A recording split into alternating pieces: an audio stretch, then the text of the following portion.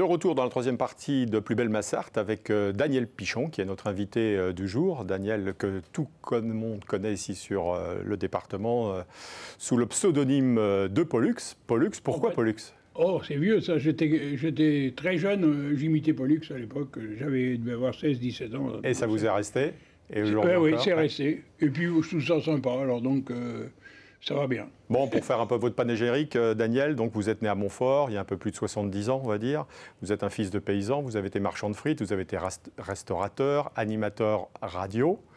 Patron d'une radio, deux radios. Et ouais, on va en parler juste après, parce que ça fait partie aussi de la genèse de cette histoire. Et aujourd'hui, tout le monde vous connaît en tant qu'ambassadeur de l'accordéon, puisque vous organisez le Festival de Mulsanne et d'autres festivals qui ont lieu en France chaque année. Voilà, c'est résumé, c'est bien. Alors justement, puisqu'on parle des autres, avant de parler de Mulsanne, des autres que vous organisez, dans quel département, où et depuis combien de temps?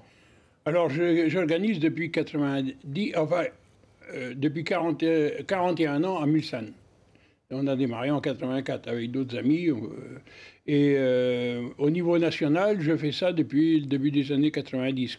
90. Un peu partout en France, on a fait beaucoup l'Aveyron, on a fait... alors la Savoie, où je suis toujours d'ailleurs en Savoie, ça marche très très bien, c'est un truc de fou. Un peu partout en France, en Normandie, un peu partout en France, disons. Et puis, je suis un peu comme les yaourts, je commence à être un peu périmé, donc j'ai décidé de lever un peu le pied, quoi. Donc j'en fais moins, quoi, forcément, avec le temps, parce que dans 2 ans, j'ai 80 ans, alors bon, ça va calmer la bête, quoi. Mettre un peu la pédale douce et puis préparer la relève. Disons que j'ai la chance d'avoir une femme qui me seconde super bien, qui va... Et c'est grâce à elle que je continue en même temps, aussi, mais qui me freine. Ouais. Est-ce qu'elle était là, justement, Claudine, à vos débuts? Parce que vous l'avez dit tout à l'heure, tout a commencé avec l'histoire de la radio locale, oui, FM 104, absolument, si les souvenirs sont bons. Elle était là, mais elle avait un vrai boulot sérieux, elle. Ouais. Et donc, tout est parti de là, une émission d'accordéon, il y a un peu plus de... C'est les années 80? Oui, 84. 84. Ouais. Et avec André Renard, qui était le maestro de l'accordéon, qui faisait une émission qui marchait très très fort sur une radio locale qui s'appelait FM 104, et ça marchait très très fort. Et pour payer l'émetteur, il fallait trouver un peu d'argent, et donc on a démarré comme ça en 84 à faire un festival d'accordéon à Mulsanne. Et ça a toujours eu lieu maintenant depuis ces temps-là, quoi. Avant d'être l'organisateur que vous êtes, vous-même étiez passionné d'accordéon? Pas du tout, de hard rock, moi. Ouais, c'est ça. je suis un fan de Motorhead. Alors, maintenant, j'apprécie l'accordéon parce que j'en connais un peu les finesses, quoi. Justement, je le disais tout à l'heure, vous étiez restaurateur. J'ai le souvenir que vous étiez associé, justement, avec un fan de hard rock à l'époque. Et ça, c'était dans le centre-ville du Mans. Absolument. Et on avait la chance de faire une viande qui était absolument extraordinaire. On m'en parle encore, d'ailleurs. Ouais. Est-ce qu'on peut dire que le piano à bretelles, comme on dit, à l'image du festival de Mulsanne qui vient de se dérouler il n'y a pas très longtemps, et vous avez eu combien de participants, de spectateurs? Ça fait le plein, on a refusé du monde 3 semaines avant. C'est du jamais vu, parce que jusqu'à maintenant, on acceptait encore à la fin, quoi. Mais là, je ne sais pas ce qui se passe, alors peut-être qu'on est bon, ou peut-être qu'il y a une nouvelle dynamique actuellement, parce qu'au contact que j'ai en téléphone avec pas mal de gens, je m'aperçois que ça bouge bien actuellement. Après le Covid, ce qui s'est passé, c'est que le Covid a bloqué tout, a changé complètement la face des balles, des machins, des galas. Tout a changé. Alors, personne s'y est vraiment retrouvé. Et puis là, ça y est, il y a une nouvelle dynamique avec des jeunes de 60 ans. Oui, c'est ça. Et oui, il faut le dire. Et donc, qui arrive et on fait un peu plus de variété, quoi. Nous, cette année, on fait un peu plus de musette, mais on nous a dit, faites plus de variété. Bon, on le fera. Et cette demande, vous la ressentez bien, cette appétence pour l'accordéon auprès des... Ah oui, à Termignon-la-Vanoise, sur le festival que je fais à la montagne depuis 23 ans.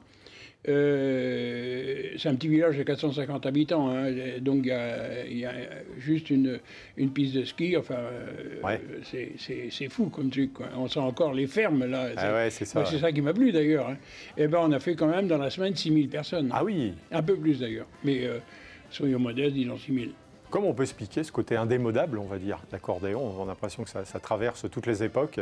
Parce que à Termillon, notamment, on fait tous les styles d'accordéon. On fait les bistrots. Et ça, l'accordéon, c'est un truc d'ambiance, de joie de vivre. C'est festif. Complètement. Il y en a qui finissent sur les tables. Enfin bon, c'est un truc de fou, quoi. Ouais.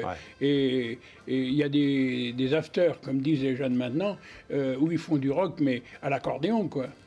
Ah oui, l'accordéon fait tout, de toute façon. Ouais. Moi, là-bas, je fais des concerts classiques, du jazz, l'ambiance bistrot. On a même sur la place du village, le matin, on se réunit, on fait l'apéro. Enfin, c'est un truc de fou, quoi. Oui, c'est un truc de fou, ça c'est votre phrase, ça. Ouais. Ça reste quelque chose de convivial avant tout. Ah bah c'est oui. aussi pour ça que vous faites ça. Bah, évidemment, moi, je prends un coup de jeunesse à chaque fois que je fais un festival. Bon, j'en fais plus beaucoup maintenant, mais maintenant, j'aide les autres à monter des festivals. Ouais, la convivialité, ça a toujours été votre viatique, votre raison d'être, vous. Bah oui, Hein? complètement. Il n'y a que ça de vrai. Hein. Aimer les gens, les rencontrer, se marier, faire des projets, enfin tout ça, c'est la vie, quoi. Bien sûr, ouais. Ouais. Et ça, en termes d'organisation, bah, c'est quelque chose de lourd aussi. Hein. On a parlé de Mulsanne. J'ai le souvenir aussi d'un grand concert à la Rotonde. Oui, ah oui. Alors la Rotonde, c'est en 89, mais après, on était au Forum. Ouais. Mais à la Rotonde, pour la mémoire, on a fait 4600 personnes, quand même. Ouais. Mais là, bon, il y avait les top niveaux de la spécialité. Et puis, il y avait surtout un désert formidable. C'est que les gens n'avaient plus d'accordéon depuis longtemps, quoi. Ouais.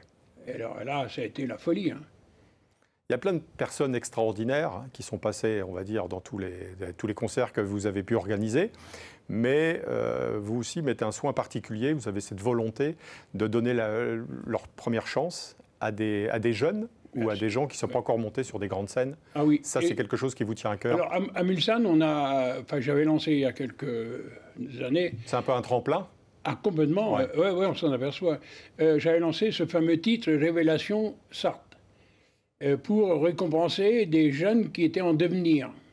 Parce que moi, je ne suis pas musicien, donc je ne peux pas juger sur la qualité de la musique. Je juge sur la qualité de la personne, sur scène, hors scène, et de manière générale, quoi, si vous voulez. Et ça prédestine à une carrière qui peut être possible. Je ne dis pas qu'elle existera, mais elle peut être possible. Et ça, c'est important. Nous, les vieux qui ont de l'âge, c'est notre rôle d'aider la jeunesse. Ouais. Enfin, moi, j'ai toujours été comme ça, quoi. Et là, on a notamment les deux derniers qu'on avait, là. On a une chance extraordinaire, c'est qu'on les a emmenés à Montargis. On les voit à l'écran, là. Oui, au Trophée mondial. Vous pouvez peut-être nous dire qui c'est Là, c'est la cette jeune petite. fille Alors, elle, Adèle. Adèle Martin. Oui, Adèle Martin. Bon. Elle est en devenir, il faut qu'elle bosse, mais je lui ai dit, hein, moi, mon rôle, c'est de les faire connaître. Pour qu'ils aient eux-mêmes s'assurent, ils aient confiance en eux. Quoi. Ouais, ça, c'est important. Les jeunes ont besoin d'avoir confiance en eux. Et je le vois bien, là, les Maxime jeunes, Cronier à l'image aussi, oui, avec elle. Et pareil, lui, il est pareil. Alors, Adèle va faire son métier, Maxime, peut-être pas, mais il est enthousiasmé par l'accordéon, il ne le laissera pas de toute façon. Donc ça, c'est des gamins qui vont, ils vont faire des choses bien pour l'accordéon. Ils ont une jeunesse. Alors, ce qui est marrant, c'est qu'on a des jeunes sur scène et des vieux en bas, quoi. Ouais, bah oui, c'est normal aussi. Mais c'est normal. Et je trouve que ça porte le devenir, quoi. Ouais, et en discutant avec ces jeunes comme vous le faites, parce que vous êtes quelqu'un de curieux, vous savez pourquoi cette passion est entrée chez eux? C'est passion familiale? Oui, tous. Ils sont issus de... Tous, ils sont issus de milieu familial à 95%, disons. Et c'est le grand-père, c'est souvent le grand-père. Parce que, comme c'est des jeunes, ils sont en âge d'avoir un grand-père, quoi, qui était accordéoniste, ou qui aimait l'accordéon, ou qui les emmenait au bal. Ouais. Et c'était ça, quoi, en fait. Et donc, ils se sont pris... moi, je vois bien, j'ai un petit-fils qui a 4 ans bientôt, et l'accordéon, il adore ça, quoi. Ah ouais. Et oui. Qu'est-ce qui a changé, selon vous, dans l'accordéon, là, dans l'espace de 40 ans? Aujourd'hui, il y a des jeunes qui s'intéressent. Est-ce que c'est les choix musicaux? Oui, la variété, les chanteurs de variété se sont emparés de l'instrument accordéon, qui est devenu un instrument normal et non plus une vedette. Et c'est ça qui est bien. Il faut que l'accordéon redevienne un instrument normal. Et ça, c'est bien. Ouais, ouais. Comment vous choisissez les artistes justement que vous produisez? Parce que y a pléthore, j'imagine que des fois c'est un peu cornélien, c'est pas facile. J'en ai fait passer entre 2 et 3 000 quoi, sur tous mes festivals. Alors ça date un peu quand même. Plus les musiciens d'accompagnement, ça représente du monde. Vous les écoutez, bien évidemment. Ah oui, vous allez les voir. C'est une vraie enquête une vraie enquête. Hein. Ouais. Ah oui, oui. Mais en plus, je fouine énormément. Je suis sans arrêt sur Facebook pour voir ce qui se passe. Je regarde ce qui se passe chez les autres. Je regarde comment ça marche. Enfin, je suis un passionné de l'organisation. Hein. Oui. Et je regarde la valeur des gens. Alors, moi, les titres ne m'impressionnent pas. Les super champions, machin, chouette, et ça ne m'impressionne pas. Je veux voir, moi, le mec qui est sur scène, ce qu'il donne au public. Ouais.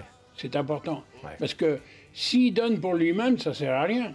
Il faut qu'il joue dans sa cuisine, quoi. Ouais. Hein? Cette notion de partage, justement, ce courant qu'il faut arriver à faire passer, c'est un peu votre ligne directrice. Évidemment. C'est ce que vous recherchez, justement. Évidemment. Ouais. Parce que ça ne sert à rien autrement. Oui. C'est la finalité, le but, c'est ça. Hein, c'est évidemment de faire... C'est le public. Comme disait l'ami qui fait du classique, que je connais bien d'ailleurs, et il a le même but, c'est donner au public, quoi. Ouais, ça c'est sûr que vous en avez vu passer, vous le disiez. Peut-être que certains ont gravi tous les échelons et sont sur la scène internationale. Oui, aussi. Oui, on va parler de révélation, mais bon, sans doute que parmi la... On a même eu... alors, je m'en aperçois parce qu'il y a même des gens qui... Parce que c'est un métier où il y a des coups de blues, hein. Ils se cherchent les artistes, hein, comme tous les artistes, mais souvent ils ont un coup de blues à un moment donné. Puis moi, si par hasard je les programme sur, mettons, Termignon, où là ils vont vivre 8 jours avec d'autres artistes, ils vont peut-être, et c'est sûr que c'est déjà arrivé plein de fois d'ailleurs, ils ont pleine confiance en eux-mêmes.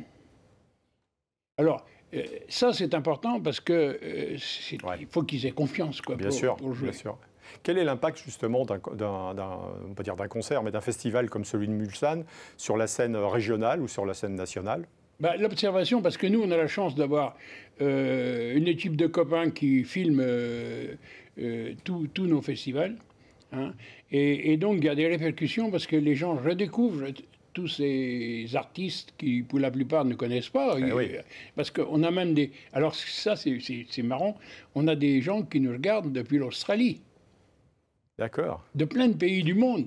On voit par les trucs, les réponses et machin et tout. Et ça, c'est incroyable. Hein. On a des gens on a eu, je ne sais plus, un patron de chaîne d'hôtels qui nous regardait depuis je ne sais plus quel pays, l'Afrique du Sud, je ne sais plus, enfin qu'importe.